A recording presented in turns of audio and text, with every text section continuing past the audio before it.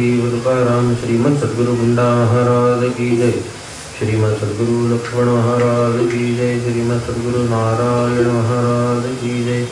श्री सिद्ध सिंहासन पीठ की जय। अखंडानंद रूपाय सव्यज्ञान प्रदायिने भवध्वान्त दिनेशाय गुंडाख्य गुरवे नमः। नित्यं निरन्तरानन्दं चिद्घनं ब्रह्मनिर्भयं श्रुत्यादरकानुभूतिभ्याम् अहमस्मद्वयं सदा कटाक्षकिरणाचान्दन्नमन्मोहादये नमः। अनन्तानन्दकृष्णाय जगन्मङ्गलमूर्तये अहमस्मि सदा भामि कदाचिन्नाहमप्रियः ब्रह्मैवाहमदसिद्धं सच्चिदानन्दलक्षणम्।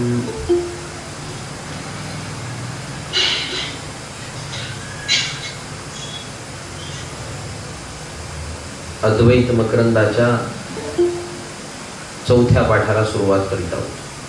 काल आपण असा विचार केला, सच्चिदानंद लक्षणा, सच्चिदानंद हे रूप आत्म्याच्या ठिकाणी, प्रत्येक आत्म्याच्या ठिकाणी आणि ब्रह्माच्या ठिकाणी एकसारखं सापडत असल्यामुळं दोघांमध्ये सुद्धा ऐक्य आहे असा आपल्याला विचार करता येतो। ऐक्याचा विचार करीत असताना समान लक्षणा सापडावी लागते, समान लक्षण दोघांमध्ये असावं लागतं। जोपर्यंत समान लक्षण दोघांमध्ये येत नाही तोपर्यंत दोन व्यक्ती एका असलेल्या वस्तूच्या संबंधाने बोलतायत असं आपल्याला सांगता येणार नाही। दोघांची असलेली भाषा जोपर्यंत एक लक्षणयुक्त होत नाही, एका लक्षणाचं कथन करीत नाहीत, एका वस्तूच्या संबंधाने असणाऱ्या त्या लक्षणाचं कथन करीत नाहीत, तोपर्यंत वस्तूमध्ये असलेली अभिन्नता ही संपादित होत नाही। वस्तूमध्ये अभिन्नता ही दाखवून द्यावी याचं काम सुद्धा लक्षणाच्या माध्यमाने आपल्याला करता येतं। टोपीवाला आहे, काळा आहे, चौपायामध्ये राहतो असं एखाद्या व्यक्तीने सांगितलं आणि दुसऱ्या व्यक्तीने तेच स्वरूप त्याचं सांगितलं की टोपीवाला आहे, काळा आहे, चौपायात राहतो आणि दोघांचाही असलेला जो विषय आहे, त्याच्या संबंधाचा असलेला जो विषय, तो विषय मात्र एक आहे। तो यावेळी हे कार्य करीत अमुक अमुक ठिकाणी मी पाहिला होता, त्यांनी सांगितलं अमुक अमुक ठिकाणी तू जे म्हणतोय त्या ठिकाणी मी पाहिला होता असं म्हटल्यानंतर तिसऱ्या माणसाचा ग्रह निश्चित होतो की दोघंही एकाच्या संबंधाने बोलत आहेत। दोघंही एकाच्या संबंधाने बोलत असताना समसमानता त्यांच्या असलेल्या स्वरूपामध्ये आपल्याला सापडते। म्हणजे लक्षणाचा विचार आपल्याला करावाच लागतो। ज्या ज्या म्हणून वस्तूच्या संबंधाने भिन्नता वा अभिन्नतेचं चिंतन करायचं असतं, त्यांच्या त्यांच्या असलेल्या स्वरूपाच्या संबंधाने त्यांचं काय लक्षण आहे, काय स्वरूप आहे याचा जोपर्यंत विचार केला जाणार नाही तोपर्यंत त्यांच्यामध्ये भिन्नता आहे की अभिन्नता आहे या गोष्टीचं ज्ञान कोणालाही होणार नाही। भिन्नतेचं ज्ञान करीत असताना सुद्धा ती चिकित्सा गरजेची असते, त्यामुळे अभिन्नतेच्या ज्ञानाच्या वेळी सुद्धा ती चिकित्सा निश्चित गरजेची असते असा विचार करता येतो। आत्म्याचा विचार करा, आत्मा सद्रूप आहे का नाही, अस्तित्ववान आहे का नाही, चिद्रूप आहे का नाही, चिद्घन आहे का नाही, आनंद रूप आहे का नाही, प्रियता त्याच्या संबंधाने असते का नसते या गोष्टीचा विचार करावा लागतो। युक्तिपूर्ण तर्क देत असताना सामान्य रूपाने त्या आत्म्याचं ज्ञान प्रत्येक व्यक्तीला आहे का नाही ही गोष्ट तपासावी लागते। आत्मा आनंद रूप आहे हे जो जाणतो, आत्मा चिद्रूप आहे हे जो जाणतो, आत्मा सद्रूप आहे हे जो जाणतो, त्याच्या संबंधाने ऐक्याचा विचार सांगण्याची काही आवश्यकता नाही। ज्याला तो विचार माहित नाही, ज्याला ते ज्ञान माहित नाही, अशाच्या संबंधाने लक्षण साम्याचा विचार करून आत्मा ब्रह्मरूप आहे हे सांगण्याचा अट्टहास करता येतो। ज्याला माहिती त्याला सांगायचे काही कारण नाही, पण माहित नाहीच, एकाही अंशाने माहित नाही अशा वस्तूचं ज्ञान देता येत नाही। ती वस्तू सामोरे आणून ठेवावी लागते। परिच्छिन्न असेल तर कुठून तरी आणता येईल, व्यापक असलेल्या वस्तूला सामोरे आणून ठेवण्याचा प्रयत्न कसा काय करायचा, वा अत्यंत समीप असलेल्या वस्तूच्या ज्ञानाचा खटाटोप तरी कसा काय करता येतो। उदाहरणादाखल एक गोष्ट घ्या, डोळ्याच्या पासून काही अंतरावर असलेल्या वस्तूचं ज्ञान व्यक्तीला होतं का डोळ्याच्या अगदी जवळ नेल्यावर ज्ञान होतं? होत नाही. अत्यंत समीपता प्राप्त झाली, कितीही डोळे चांगले असू द्या, कितीही दृष्टी चांगली असू द्या, अगदी कोणतंही ते अंजन घालू द्या, ज्ञान होणार नाही. कारण का अतिसामिप्य नावाचा दोष तिथे आला. अतिसामिप्य हा प्रकार झाल्यामुळे त्याला ते ज्ञान प्राप्त होणार नाही. आत्मा वा ब्रह्म किती दूर आहे आणि किती समीप आहे त्या गोष्टीचा विचार केला तर व्यापकत्वाच्या दृष्टीने विचार करत असताना माझी वृत्तीही जिथे जात नाही अशाही ठिकाणी तो व्याप्त आहे, अशाही ठिकाणी त्याचं अस्तित्व आहे. आणि माझ्या वृत्तीचं अधिष्ठान चैतन्य म्हणून सुद्धा तोच आहे. म्हणजे अति समीप, अत्यंत समीप माझं स्वरूप, मी माझ्या स्वरूपापासून लांबचा तर विचार करता येणार नाही. किती जवळ आहे म्हणून विचार करतात. हात हातापासून किती लांब असतो.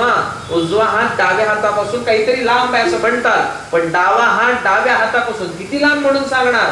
अत्यंत समीपता असल्या कारणानं त्या वस्तूच्या संबंधाने आपल्याला कोणत्याही पद्धतीत असा परिच्छिन्नतेचा व्यवहार करून ती अमुक वस्तू आहे याचं ज्ञान घे असं म्हणून सांगता येत नाही. आत्म्याच्या संबंधाचा विचार करताना सामान्य रूपाने ज्ञान त्या व्यक्तीला असणं गरजेचं असतं. आणि ते सामान्य रूपाचं असलेलं ज्ञान, विशेष रूपाचं नाही, सामान्य रूपाचं जे ज्ञान आहे ते ज्ञान प्रत्येकाला असल्यामुळे कुठे ना कुठेतरी तत्वचिंतनाची व्यवस्था लागते. माहितीच नसलं असतं तर कोणत्याही पद्धतीत असा विचार आपल्याला करता आला नसता. वस्तूच नाही, माहितीच नाही, ज्ञानात नाही आणि अपरिच्छिन्न आहे, व्यापक आहे, त्या वस्तूचं ज्ञान कसं देता येणार नाही. आनंद माहितीच नाही, आनंदाची अनुभूतीच नाही, सुखाची अनुभूतीच नाही, त्या व्यक्तीला सुख हे असतं हे कसं कळेल? गोडीचा अर्थच माहित नाही, मागील जन्मातही माहित नाही, पुढचा तर विचार नाही, मागील जन्मातही माहितीच नाही. आणि त्या व्यक्तीला सांगितलं हे काय आहे, गोड म्हणेल कसा? याला गोड म्हणतात, तो प्रश्नचिन्हच उभा करेल, याला गोड म्हणतात का? गोड काय असतं माहितीच नाही. सामान्य रूपाने तरी ज्ञान असावं लागतं. जोपर्यंत सामान्य रूपाने ज्ञान नाही तोपर्यंत विशेष रूपाच्या ज्ञानाचं प्रगटीकरण होत नाही. परमार्थ तत्वाचा विचार करत असताना सुद्धा विशेष रूपाच्या ज्ञानाचा अभाव असल्या कारणानं विशेष रूपाच्या अज्ञानाचा परिणाम झाल्या असल्यामुळे बंधन प्राप्त झाले. सामान्य रूपाचं ज्ञान नाही तर भ्रमही होणार नाही. रज्जूवर जो सर्प प्रतीतीला येतो तो विशेष रूपाच्या अज्ञानाचा जरी परिणाम असला तरी भ्रमाची भूमिका बजावत असताना सामान्य रूपाच्या ज्ञानाची सत्ता नाही का? सामान्य रूपाचं ज्ञान अज्ञानाची सत्ता आहे का? अज्ञानाची सत्ता मानता येते का? ज्ञानाची सत्ता आहे, सत्ता ज्ञानरूप आहे. काय मानावं लागेल? ज्या अर्थी भ्रमरूप असणाऱ्या पदार्थाचं मला ज्ञान होते, कळतोय, सर्प असेना का, भ्रमातला का असेना, सत्ता आहे का? सत्ता नाही. व्यावहारिक वृत्तीची सत्ता आहे का? सत्ता नाही. मानावं लागेल का? मानावं लागणार नाही. मानावं लागेल. व्यावहारिक रज्जूची सत्ता आहे म्हणजे व्यावहारिक सत्य पदार्थाची सत्ता मानावी लागेल का? मानावी लागणार नाही. म्हणजे मानता कोणाची सत्ता? भ्रमाची सत्ता मानता का सत्याची सत्ता मानता? सत्याची सत्ता मानावी लागेल. व्यावहारिक सत्याची सत्ता हा आता समजून घेण्याचा प्रकार आहे. आणि पारमार्थिक सत्याची सत्ता हा मुख्य भाग आहे. याच्यातला अनुचित एकसारखा भाग कोणता आहे? सत्य. सत्य हा प्रकार आपल्याला दोन्हीकडे समसमान रूपामध्ये सापडतो. सत्ता मानली कोणाची? सत्याची. मग सत्याची मानता म्हणजे नेमकी कोणाची मानायला लागला सत्ता? ज्ञानाची सत्ता मानतात. ज्ञान हे सत्यरूप आहे वा ज्ञान रूपता ही सत्ता आहे. सत्तेमध्ये भेद होत नाही. मला ज्ञान होतंय म्हणजे सत्ता तिथे आहे.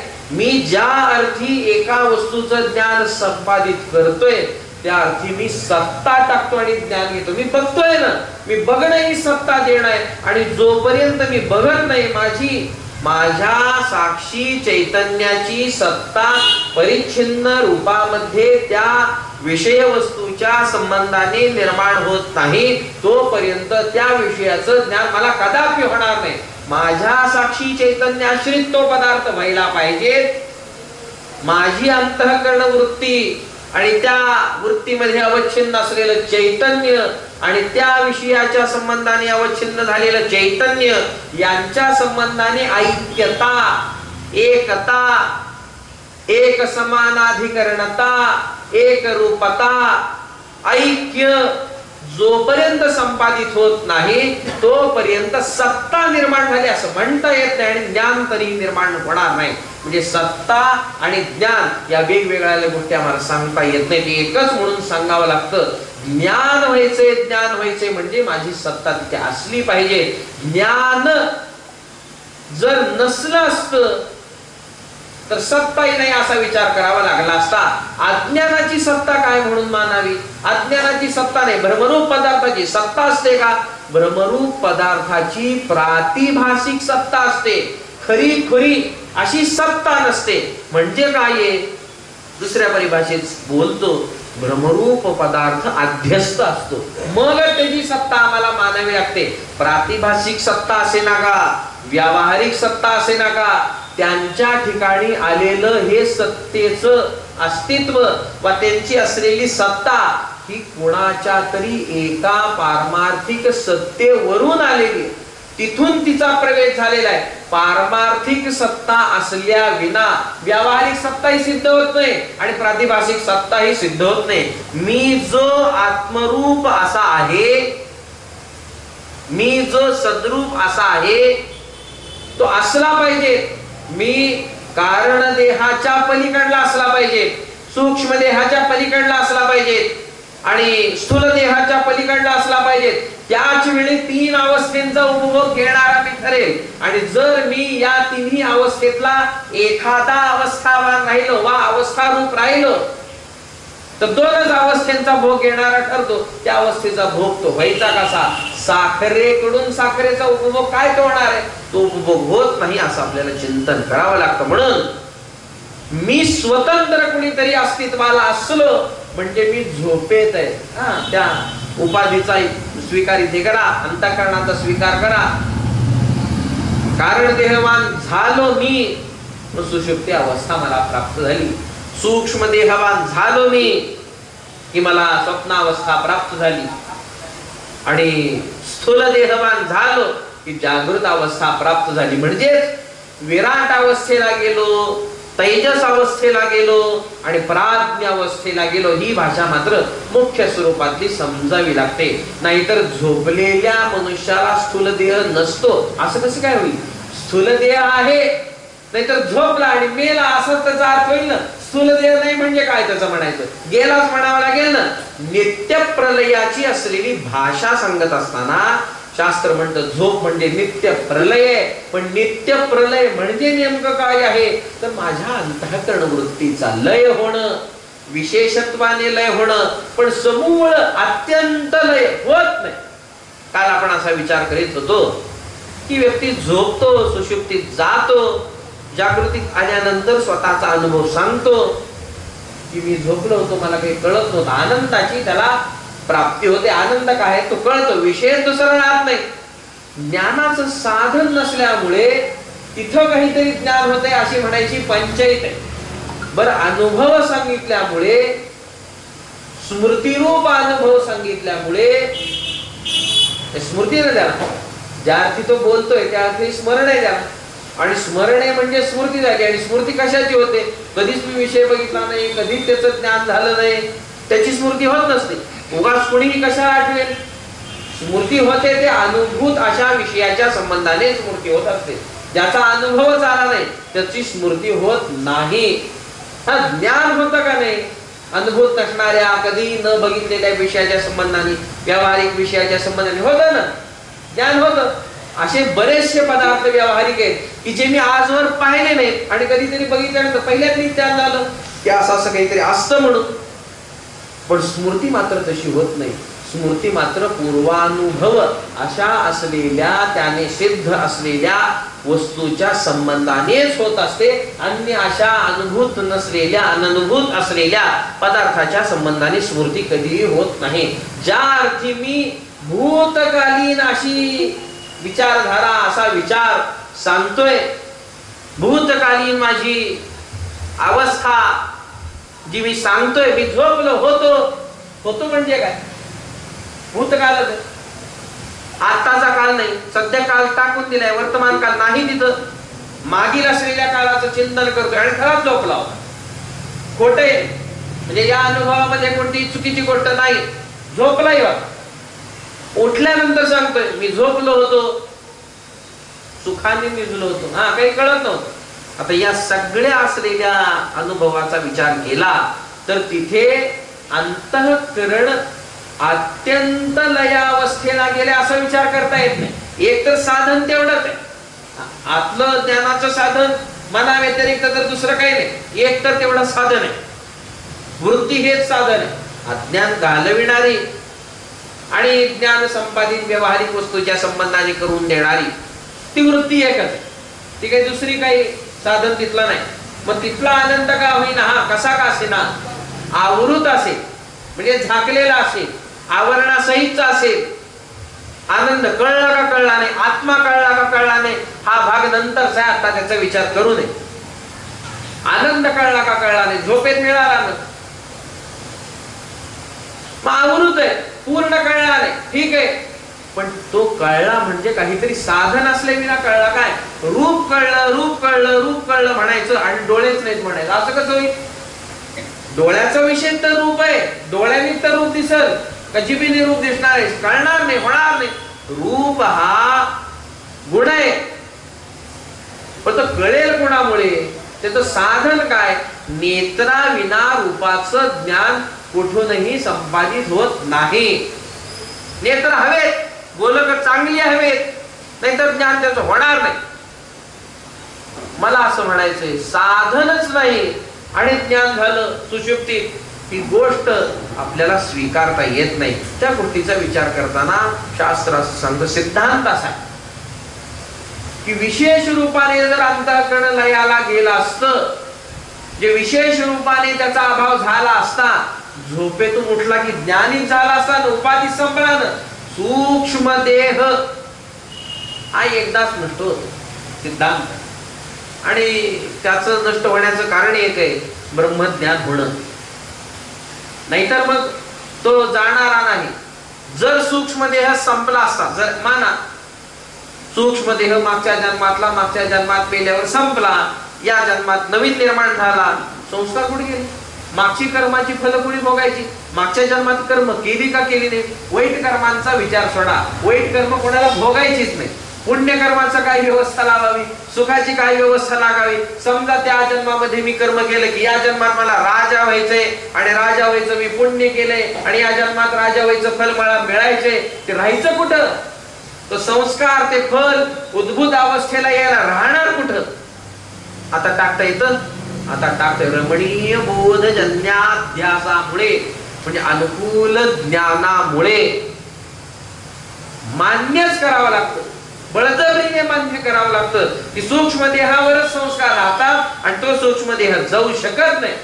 त्या सूक्ष्म देहाचा नाश असा होत नाही, तो एकदाच होणार, ब्रह्मज्ञानात होईल. आणि ब्रह्मज्ञानात होणार म्हणजे काय? रज्जूचं ज्ञान झाल्यावर सर्प गेला का गेला नाही? गेला ना. कसा गेला?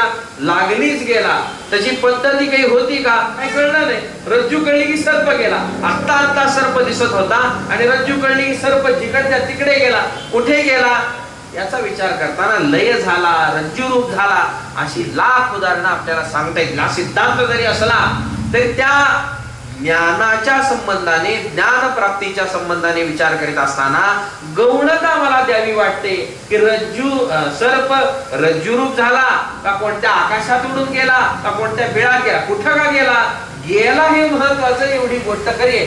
ज्ञान मी ते घेतलं ना की रज्जूचं ज्ञान घेतलं, सर्पाचं ज्ञान घेतलं रज्जूचं ज्ञान घेतलं की सर्प संपलाच म्हणून समजा.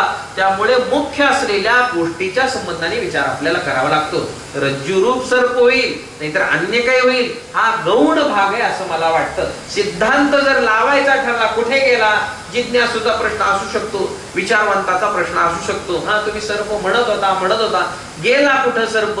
ज्याला ज्ञान झालं, ज्या वृत्तीने ज्ञान झालं त्या वृत्तीत तो गेला असं आम्हाला म्हणावं लागेल. ती वृत्ती कुठे गेली? ती वृत्ती ज्यामुळे निर्माण झाली होती, ज्या अज्ञानामुळे निर्माण झाली होती त्या अज्ञानात गेला. ते अज्ञान राहतं कुठं? ते अज्ञान त्या रज्जूवर राहिलं होतं. मग ते अज्ञान जात कुठं? रज्जूचं अज्ञान होतं, रज्जूत गेलं. मग सर्पही तिथंच गेला असं आम्ही पुन्हा एक वळसा घालून म्हणू. कुठे का जाईना, रज्जूचं ज्ञान झाल्यानंतर आम्हाला सर्पाचा भास जो झाला, भ्रम जो झाला तो निवृत्त होतो असं आम्हाला म्हणावं लागतं. त्या अशा असलेल्या रज्जूचा विचार करा आणि सर्पाचा विचार करा. विशेष रूपाचं अज्ञान रज्जूचं होतं असं आपण बोलत होतो. म्हणून सर्पाची प्रतीती येऊ लागली. विशेष रूपाच्या अज्ञानामुळे सर्पाची प्रतीती येऊ लागली ही गोष्ट खरी मानावी लागेल. ठीक आहे, मानू. पण काहीतरी पडलंय अशी संशयाची वृत्ती निर्माण झाल्यानंतर अज्ञानाचा जो क्षोभ निर्माण झाला आणि मग त्या अज्ञानाने माझ्या संस्काराप्रमाणे सर्परूप धारणा केली, ही गोष्ट आहे का नाही? काहीतरी पडले असं मला वाटलं आणि एकदम ज्ञान झालं, अरे सर्प आहे. हे काहीतरी पडलंय म्हणजे कसलं तरी ज्ञान आहे का? ज्ञान नाही, काही अज्ञानच आहे. संशयरूप अशी जी माझी वृत्ती निर्माण झाली, ती संशयरूप वृत्ती निर्माण होत असताना मिश्रण असतं. मिश्रण असले, भेसळ असल्याशिवाय संशय कसा निर्माण होईल? हा गाढ अंधकार आहे. कशाला भ्रम होते? रज्जू आहे का साप आहे, भूत आहे, माणूस आहे, काय कशाला खांब आहे, कशाला दिसतंय? काही दिसत नाही. मनुष्य जातो, धडकतो, डोकं फोडून घेतो आणि मग लक्षात येतो अरे खांब होता. तोपर्यंत त्याला लक्षात येणार नाही. हे ज्ञान झालं कशामुळं? भ्रमरूप ज्ञान झालं कशामुळं? विशेष रूपाच्या अज्ञानाचा परिणाम सर्प देह धारण आहे.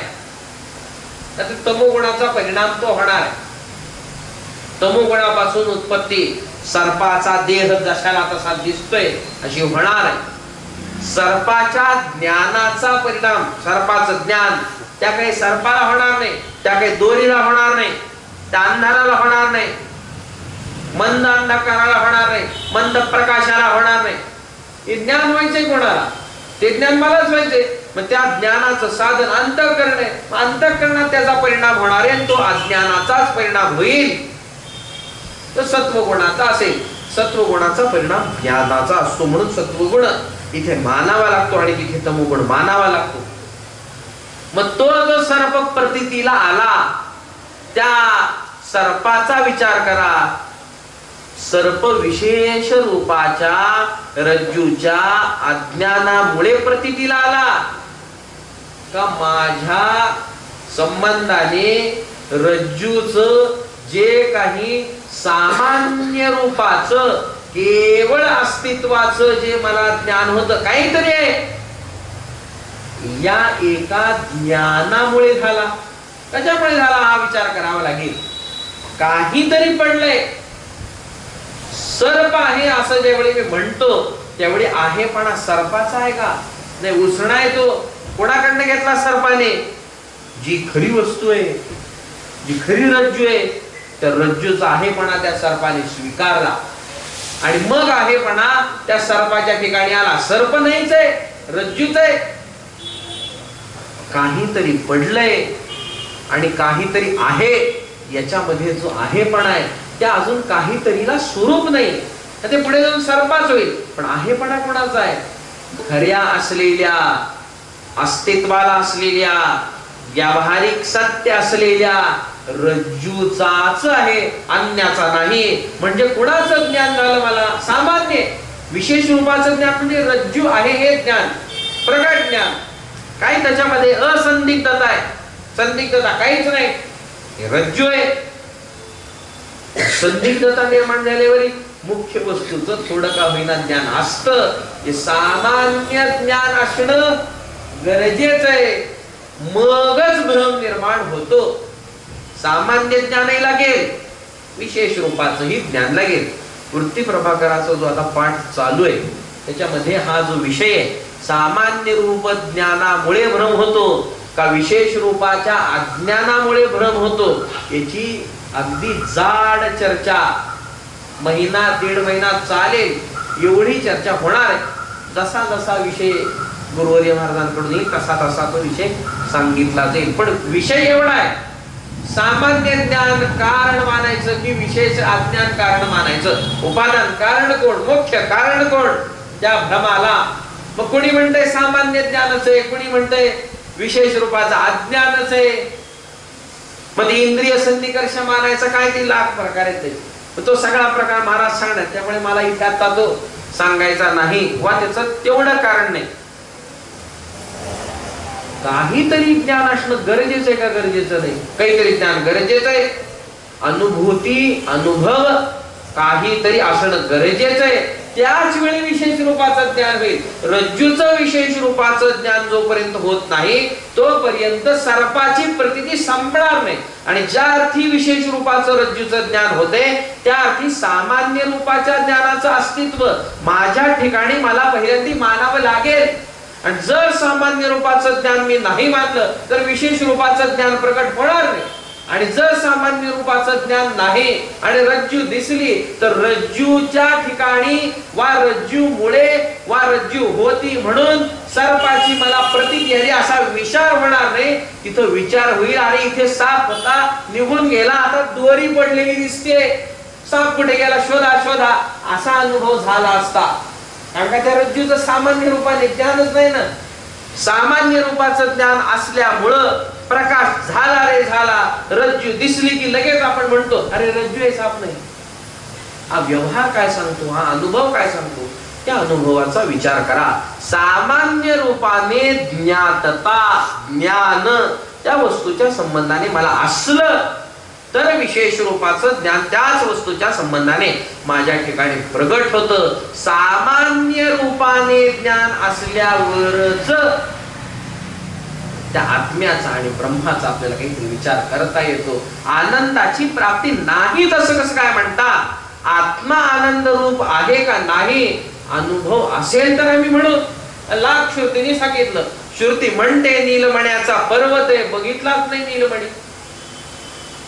नीलमणी रत्न कसा असतो आम्हाला माहितीच नाही, पर्वताचं ज्ञान कसं होईल. नाही अंगठी घालता का नाही, पाचू घालता का नाही, हो हा ग्रह बिघडला, हा खडा घाला, तो बिघडला तो घाला, आता त्याचा पर्वत त्याचा ढीक पर्वत, हा मग कल्पना आली. माहितीच नाही. परिस कसा दिसतो, त्रिकोणी असतो का चौकोनी असतो, ऐकूनच माहिती.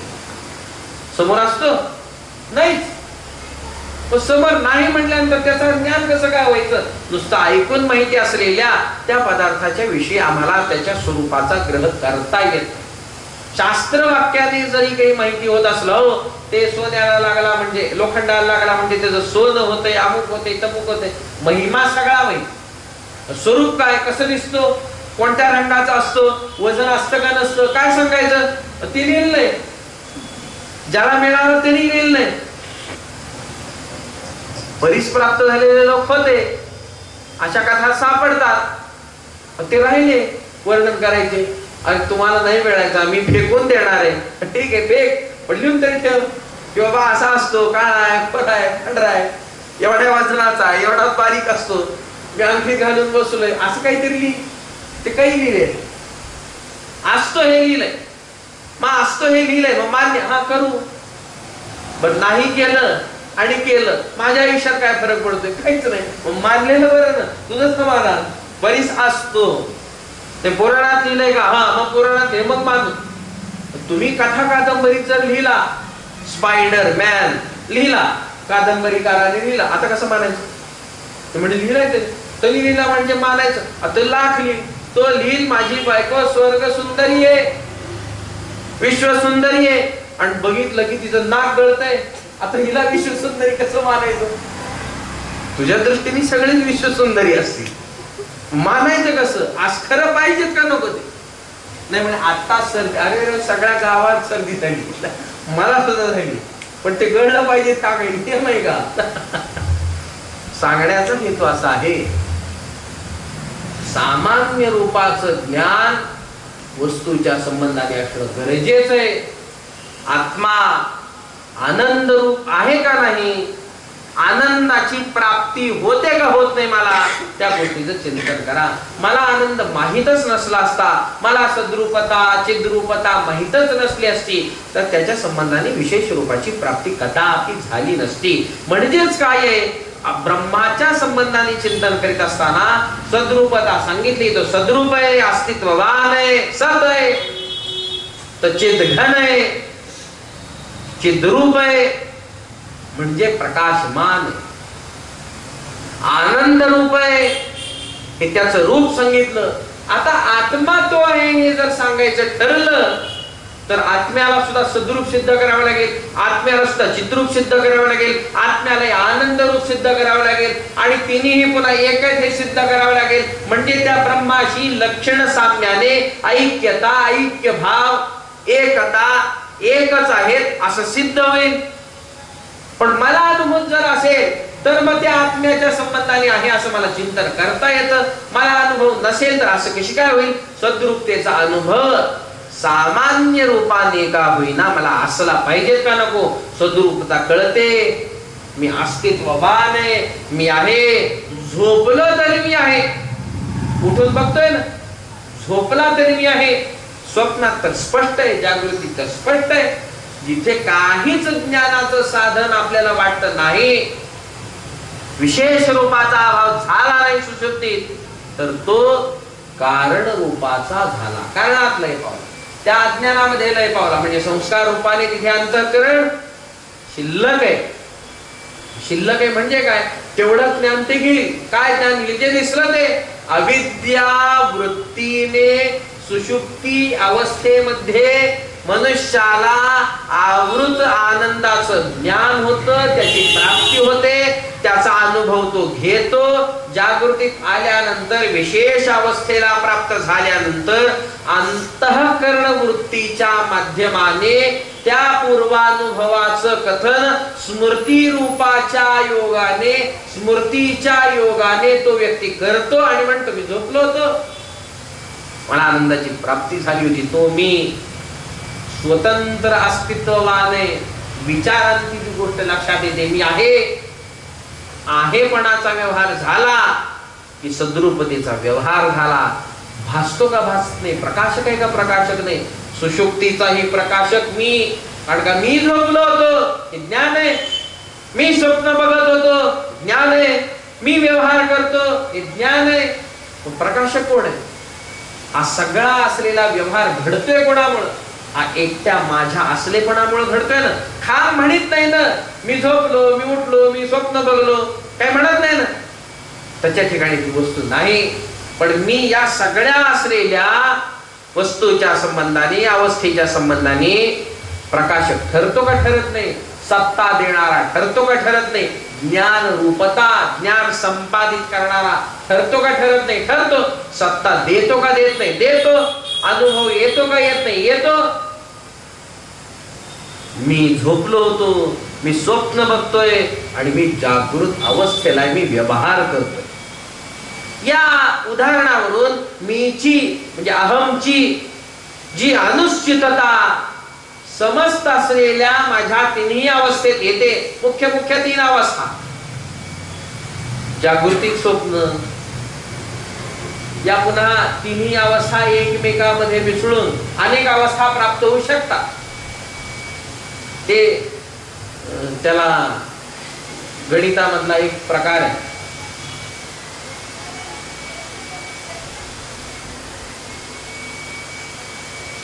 काहीतरी म्हणतात, आता एकदम त्याचं काही स्मरण होईना. प्रोबॅबिलिटी किती आहेत? एक चौकोन घेतला, त्या चौकोनामध्ये 2-4 आडव्या रेघा ओढल्या, आता किती चौकोन झाले? आता सांगताना मोजावं लागतं सगळं.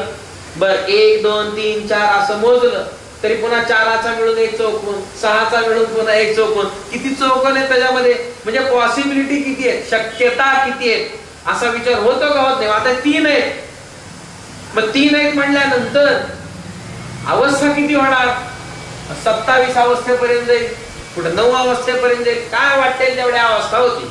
मुख्य गोष्टी किती आहेत, 3च. सुषुप्ती, स्वप्न आणि जागृती, या 3च आहे. ते दुसरे उदाहरण दिलं जातं जे समजून यायला म्हणून. काही लोकांना हे समजलं नसेल.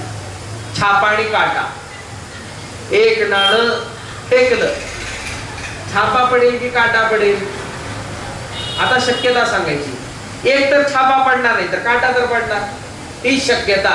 तेच नाणं 2 वेळा उधळलं तर आता काय पडेल, छापाही पडू शकतो, काटाही पडू शकतो. छापा छापाही पडू शकतो, 2 वेळा केले ना. काटा काटाही पडू शकतो, काटा छापा पडू शकतो, छापा काटा पडू शकतो. आता 3 वेळा उधळलं तर आता लागलं लांब पर्यंत. ते काही सोपं काम नाही, आणि ते सोपं काम नाही म्हणून तरी विद्यार्थी लोक गणिताला नाव ठेवतात, पण हे काही खऱ्यातलं काम नाही. ही सगळे वेड्यांची दुनिया आहे. काय वेड्यांची, आकडे खेळणं काय चांगलंय का? गणित म्हणजे काय, आकडेच आहेत ना, म्हणजे चांगलं नाही. चांगले चांगले लोक सुद्धा आकडे खेळतात, म्हणजे काय गणित. मला गणिताचा विषय सांगायचा. आता आकडे लांब पर्यंत जातात. तिकडे आपल्याला आता जायचं नाही, किंवा आपण अजून सत्ताही दिली नाही, द्यायची नाही. तिकडे त्या विषयात नको. एवढा अवघड गणित आपण खेळायचं. गणित पुस्तकातलं बरं आहे. सांगण्याचा हेतू काय, शक्यता. काय शक्यता निर्माण होऊ शकते, एवढ्या शक्यता निर्माण होतात. पण मुख्य काय गोष्ट, नाणं मुख्य. नाणं मुख्य म्हणजे इकडे काय मुख्य, इकडे 3 अवस्था मुख्य. त्या 3 अवस्थेचा विचार केला. अनुस्यूतता, 100 अवस्था होऊ द्या. मूर्छा अवस्था आहे, विरहाची अवस्था आहे, दिंगमूड झालेली अवस्था आहे, बेशुद्धी अवस्था आहे, वेगवेगळ्या 16-17 अवस्था अशा वेगवेगळ्या सांगितल्या. अर्धा झोपतो, ऐकतो पण झोपेत असतो, ही एक अवस्था आहे ना. हा, मी झोपलो होतो, तुम्हाला काय वाटलं, मला काय ऐकत नव्हतं काय, तुम्ही मला शिवाय दिली, मी ऐकलं ना. कोमा, ती फार विचित्र अवस्था आहे. एक कोमात गेला तर त्या व्यक्तीने प्रार्थना करावी की मला काहीच ऐकू येऊ नये, कसलंच ज्ञान होऊ नये. एकदम पडलो की पडलो, दगडासारखा पडावा, हरकत नाही. मग काही दिवसांनी मेला तरी चालते, दुःखही नाही, सुखही नाही, दुःखही नाही, अशा अवस्था. आणि समजा कोमात आहे आणि त्याला नुसतंच ऐकू लागलं, बाकीचं बंद आहे सगळं, डोळे उघडता येत नाहीत आणि ऐकू लागलं. शेजारी आलेले नातेवाईकच बोलत बसतात, काय करावं, किती दिवस जगणार आहे, असंच पडू नये. दररोज 10,000 रुपयाला आयुष्याला चालले, खात नाही, पीत नाही, तरला किती आहे बघा, आयुष्य किती आहे. आणि इकडे लोक असं म्हणता म्हणता चालले, आणि हा पडून पडून सुद्धा जाईना. असं ऐकल्यानंतर कसं वाटेल, ते तसं काही होऊ नये लागतं. म्हणजे या अवस्था आहेत का, अवस्था नाही, या सगळ्या अवस्था आहेत. कोणती का अवस्था प्राप्त होईना, त्याच्यात मी आहे का नाही, त्याचं अस्तित्व आहे का नाही, सद्रूपता, याचं मला ज्ञान तिथे. सुषुप्तीत सामान्य रूपाने असलं तरी पुढे मला स्पष्ट रूपाचं ते ज्ञान होतं. प्रकाशन मी या सगळ्या अवस्थेंचं करतो का करत नाही, या सगळ्या अवस्थेंचं मीही प्रकाशन करतो. अप्रियता माझ्या ठिकाणी आहे का, मी स्वतःला अप्रिय मानतो का, नाही, अप्रिय मी मानित नाही. प्रत्येक वेळी सगळ्यात प्रियता, परमप्रीती ही माझ्या ठिकाणी आहे, माझीच माझ्या ठिकाणी आहे असा निर्णय असल्यामुळे. आणि परमप्रीतीचा विचार करा, साहित्यिक भाषेत विचार करा. ज्यांच्या ठिकाणी प्रेम निर्माण झालं, 2 आहे. प्रेम निर्माण झालं, लांब राहतात का, लांब राहतात. जवळ राहतात का, राहत नाही, जवळ राहतात. आध्यस्थ आणि अधिष्ठान असे असलेले 2. किती जवळ आहे आणि किती दूर आहे. वृत्ती आहे, अंतःकरण माझा उपाधी अध्यस्त आहे, चैतन्यावर अध्यस्त आहे.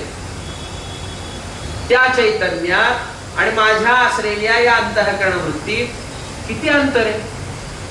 रज्जू मध्ये आणि रज्जूवर प्रतीतीला येणाऱ्या सर्पामध्ये अंतर किती आहे, खूप अंतर आहे का, अंतराचा विचारच नाही. कारण का निवृत्ती नंतर कळते ना, त्याच ते रूप होतं म्हणून. मग परमप्रीतीचा विचार साहित्यिक दृष्टीने करायला गेलं तरी सुद्धा त्यांच्या ठिकाणी अगदी समीपता एक रूपताच असते. ते महादेवाचं वर्णन आहे ना, अर्धांग काय नट अर्धनारेश्वर, ते अर्ध रूप आहे ना, ते वर्णन करताना त्या बाके बिहारीचं वर्णन करताना असा एक विचार मांडला की देव नाचायला लागले, देव आनंदित झाले की नाचतात कसे, तर ते कमरेवर हात ठेवून नाचतात. ते जसा पांडुरंग थांबला, आनंदाची वृत्ती म्हणजे पांडुरंग.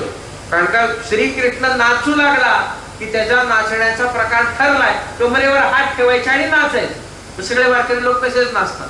ते त्यांना माहितीये का नाही हे मला ठाऊक नाही, पण सगळे जण नाचतात मात्र कमरेवर हात ठेवून. पांडुरंग जसा आहे म्हणून नाचतात, पण पांडुरंग नाचतो तसा, मग ते तसे नाचतात. आणि राधा नाचायला लागल्यानंतर, भगवती नाचायला लागल्यानंतर ते हात वर करून नाचतात. मग ते हात वर करून नाचायला लागली. ते दोघं एक का दोन, ते इतके एकमेकाविषयी आसक्त झाले, इतके आकृष्ट झाले की नाचत नाचत नाचत जवळ येत येत एवढे गेले की अर्ध अंग मिसळलं गेलं. तो असा झाला, एक हात कमरेवर गेला आणि एक हात वर गेला. अर्धा अर्ध आहे. किती दूर आहे, किती जवळ आहे, स्वरूप आहे ते. त्याच्यामुळे दूरतेचा, सामिप्याचा असा विचार आपल्याला करता येत नाही. अधिष्ठान अध्यस्थामध्ये आपल्याला दूरता, समीपता हा विचार करता येत नाही. निवृत्तीच्या उपरांत ती गोष्ट लक्षात येते, ते स्वरूप आहे. माझा भ्रम होता आणि त्या माझ्या भ्रमाने मी त्यांना वेगळं केलं. भ्रम निवृत्त झाला तर तिथे ब्रह्मरूप पदार्थ दिसत नाही. एक आणि एक असलेला व्यावहारिक सत्य असलेली जी रज्जू आहे तोच मला पदार्थ ज्ञात देते, तो त्याच मला ज्ञान होतं. प्रियरूपता माझ्या ठिकाणी नाही का, आनंद माझ्या ठिकाणी नाही का, अनुभूती त्याची मला येत नाही का, सुखाची अनुभूती मी घेत नाही का. विषयाच्या संबंधाने सुद्धा सेवनाची प्रक्रिया केली तर अंतःकरण वृत्तीची असलेली एक क्षणाची स्थिरता, एक क्षणाची अंतर्मुखता त्या आत असलेल्या आत्म्याचं दर्शन घडविते. आणि तो आनंद घन असल्यामुळे इकडे मला आनंद प्राप्त होतो. आणि मला वाटतं विषयामुळे प्राप्त झाला हरकत नाही, विषयामुळे प्राप्त झाला, विषयामुळे प्राप्त झाला म्हणायला काही हरकत नाही. सामान्य रूपाच्या ज्ञानाची चर्चा चालू आहे ना, मग सामान्य रूपाचं ज्ञान या विषयातूनच होणार आहे, अन्यातून होणार नाही. त्यामुळे जेवण केलं आनंद झाला, झोप घेतली आनंद झाला, मारलं आनंद झाला, चोरी केली आनंद झाला, वाटेल ते विषय आनंद आम्हाला झालाय का नाही एवढं सिद्ध करायचंय. तो वाटेल ते करत गेला तरी हरकत नाही. विषयापासून आनंद झाला असं म्हणायला सुद्धा हरकत नाही. पण आनंद विषयाचा नाही, आनंद चोरीचा नाही, आनंद जेवणाचा नाही, आनंद कोणत्याही क्रियेचा नाही, तो आनंद आत्म्याचाच आहे. अनुभव आहे का नाही, अनुभव आहे. कुठे अनुभव आला, आत असलेल्या त्या आत्म्याच्या संबंधाने विषय प्राप्तीच्या उपरांत अंतर्मुख झालेली वृत्ती, म्हणजेच वृत्ती अंतर्मुख झाली म्हणजे लयाला गेली असं होत नाही. विषय जोपर्यंत घेत नाही, जोपर्यंत फल प्राप्त करून घेत नाही, तोपर्यंत वृत्ती शांत बसत नाही. केवळ तिला काहीतरी विषय पाहिजे असं नाही. ज्ञान घेणं, नुसतं ज्ञान घेऊन उपयोग नाही, फल प्राप्त काहीतरी व्हायला. सुख दुःख मी मानतोय ना, सुख दुःख, मग ते सुख किंवा दुःख व्हायलाच पाहिजे. त्यावेळी वृत्तीची कार्य पूर्ण झालं असं मला म्हणावं लागतं. वृत्ती तिथपर्यंत थांबते. अंतर्मुख वृत्ती झाली म्हणजे काय झालं, आता काहीतरी पुढे विषय आहे तिचा, आणि तो विषय आवृत आनंदाचा आहे, आवृत आत्म्याचा आहे. त्या आत्म्याचं ज्ञान घेतलं, आनंद मूळचा आनंद कळला की वृत्ती थांबते असं आपल्याला विचार करता येतो. म्हणजेच आनंदाची असलेली अनुभूती ती मला आहे. आनंद कुणाचा, सद्रूपता कुणाची, अनुच्युतता ज्या आत्म्याची, मी अहमची समस्त अवस्थेतून दिसते. चिद्रूपता ज्या अहमची, आत्म्याची. इथे अहम म्हणताना मी आत्मा एवढाच काय तो अर्थ घ्यायचा आहे. इकडे आता ते आभास वगैरे इकडे काही जायचं कारण नाही. मला एवढंच आता सांगायचं, किंवा तो जो अर्थ आहे त्याचा, मी म्हणजे आत्मा, तेवढा तिथे अर्थ अपेक्षित आहे. नाहीतर त्या अहम शब्दात दोन अर्थ होतात, एक मीचाही आहे, एक चिदाभासाचाही. ते आता आपल्याला घ्यायचं नाही. सामान्य रूपाने अनुभव आहे का नाही या गोष्टीचं आपण चिंतन करतोय. सामान्य रूपाने मला ज्ञान होतं का होत नाही? होतंय. सद्रूपता कळली, चिद्रूपता कळली, मग आनंद प्राप्त होते. तो आनंद आता तिसऱ्याचा का नाही, तो त्याचाच आनंद आहे. म्हणजे माझ्या असलेल्या त्या स्वरूपाच्या ठिकाणी सद्रूपताही संपादित झाली, चिद्रूपताही प्राप्त झाली, ती कळून आली, आणि प्रियता आनंद रूपताही मला ते दिसते, जाणवते, अनुभवाला येते. आणि याच्या विना तर काही अनुभवाला येत नाही. व्यवहार अजून काही होत नाही. या तीनच गोष्टीत व्यवहार होईल. एक तर अस्तित्वाला असली पाहिजे, प्रकाशक तिचा काहीतरी परिणाम व्हायला पाहिजे, आणि तिच्यापासून आनंद व्हायला पाहिजे. काहीतरी मला व्यवहार आहे, भ्रमाधिक काही असेल तर दुःख होईल, पण मुख्य रूपाने आनंदाचीच अभिव्यक्ती आहे. काहीतरी या तीनांच्या संबंधाचाच व्यवहार माझ्या ठिकाणी घडतो, अन्य माझ्या ठिकाणी व्यवहार घडत नाही. त्यामुळे अन्य काहीतरी अजून असलं पाहिजे असा विचार करता येत नाही. ब्रह्माचं वर्णन करीत असतानाही शास्त्र सांगतं, ब्रह्म ही सच्चिदानंद रूप आहे, आणि आत्मा माझ्या अनुभवाप्रमाणे विचार करा. अजून शास्त्रामध्ये आपल्याला जायचं बाकी आहे, अजून प्रमाणात जायचं आपलं बाकी आहे. केवळ माझ्या अनुभवाचा विचार करा. सच्चिदानंद रूपता त्या आत्म्यालाही संपादित होते. लक्षण एकसारखं झालं का झालं नाही? लक्षण एकसारखं झालं. सद्रूपता आली, चिद्रूपता आली, प्रियता आली. तिकडेही सद्रूपता आहे, तिकडेही चिद्रूपता आहे, तिकडेही प्रियता आहे, आनंद रूपता आहे. लक्षण दोघांचं एक होत आहे म्हटल्यानंतर विचारवंतांनी ठरवलं पाहिजे की आत्मा म्हणजेच ब्रह्म आहे. ब्रह्मैवाह मतः सिद्धम सच्चिदानंद लक्षणम. मी ब्रह्म आहे का? सच्चिदानंद लक्षण हे जुळतंय. आई सच्चिदानंद आहे, तोही सच्चिदानंद आहे. म्हणजे काय? एकच असलं पाहिजे.